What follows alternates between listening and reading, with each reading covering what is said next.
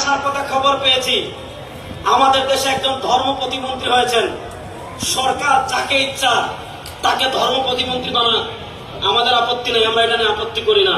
কিন্তু শুনেন, এই বাংলাদেশের ম্যাক্সিমাম মানুষ, সংখ্যাগরিষ্ঠ মানুষ আহলুস সুন্নাহ ওয়াল জামাতের অনুসারী।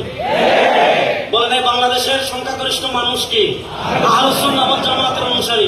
আমরা স্পষ্ট ভাষায় বলি, আপনারা যেই ক্ষমতায় যান, ইতিহাসের নামে মুআবিয়া রাদিয়াল্লাহু তাআলা সমালোচনা পাঠ্য পুস্তকে আনবেন, যে আঙ্গুল দিয়ে লিখবেন ওই আঙ্গুল ভেঙে ফেলাবেন।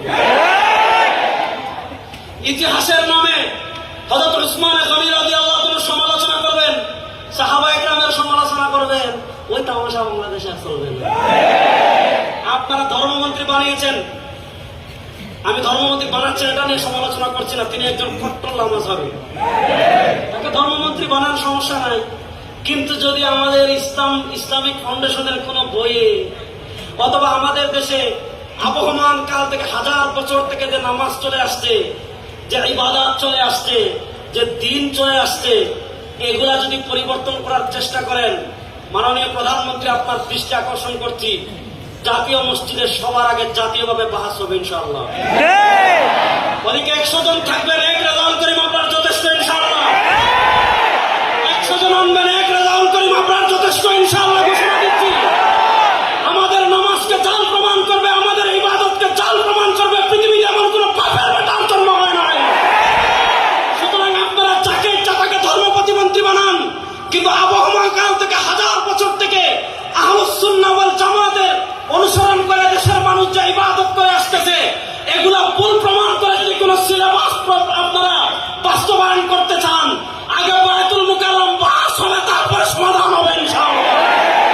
আপনারা নবীর আদর্শ বাস্তবায়ন করার জন্য প্রস্তুত আছো তো যুবকরা? ইনশাআল্লাহ। পৃথিবীর প্রান্তে প্রান্তে এই শতাব্দী, আমি সবাইকে বলি, গত 100 বছর মাইক খাইছে, আগামী 100 বছর মারতে গত 100 বছর পরাজিত হয়েছে, আগামীর পৃথিবী ইসলামের বিজয়ের শতাব্দী হবে ইনশাআল্লাহ। আগামী পৃথিবীতে 2টা লড়াই হবে, তার অন্য প্রস্তুত আছেন তো ইনশাআল্লাহ? আমার নবী 1400 বছর আগে বলেছেন, ইসাবাতান মিন উম্মতি আখরাজাহুমুল্লাহু মিনান নার। প্রস্তুতি নেন ইনশাআল্লাহ, হিন্দুস্তানের হিন্দুবাদী আধিপত্যবাদী শক্তির বিরুদ্ধে লড়াই হবে ইনশাআল্লাহ। ইহুদিবাদী আধিপত্যবাদী শক্তির বিরুদ্ধে লড়াই হবে। হিন্দুস্তান থেকে নিয়ে মসজিদে আকসা পর্যন্ত ইসলামের পতাকা, কালেমার পতাকা উড্ডীন হবে ইনশাআল্লাহ। আল্লাহ তাআলা আমাদেরকে প্রকৃত ইসলাম মেনে চলার তৌফিক দান করেন। আল্লাহ তাআলা জীবনের সব ক্ষেত্রে সিরাত রাসূলের অনুসরণ করার তৌফিক আমাদেরকে দান করেন। সুবহানাকাল্লাহুম্মা ওয়া বিহামদিকা আশহাদু আল্লা